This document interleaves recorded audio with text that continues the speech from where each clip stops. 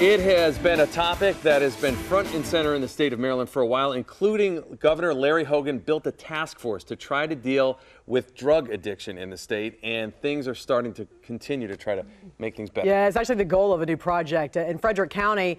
And WSA 9's Evan Koslof joins us live in the studio with more on this. Evan, I know you talked to a filmmaker who interviewed 9 addicts locally here. It must have been incredibly eye-opening. Right, and it really hits home, and it all centers around one main question. You know, what do you think of when you hear the term drug addict? Well, the organizers say there's a pretty bad stigma that she wants to erase, saying this is nothing but a mental illness.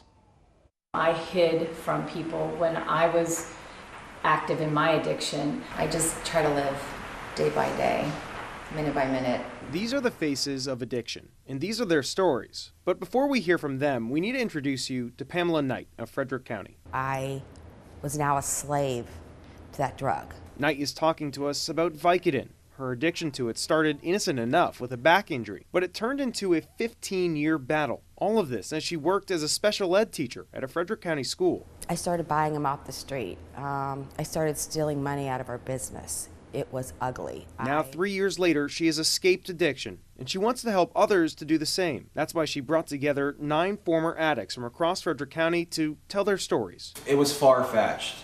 Where I was in my addiction,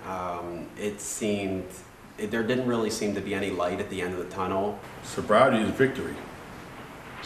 Sobriety is overcoming. Sobriety is fulfilling. As for Knight, she says the end goal of this whole project is to get rid of the stigma altogether. There is recovery, and you can recover, and recovery is beautiful. And to maybe, if there's a suffering addict out there, to be like, wow, all these people have done it, I can do it.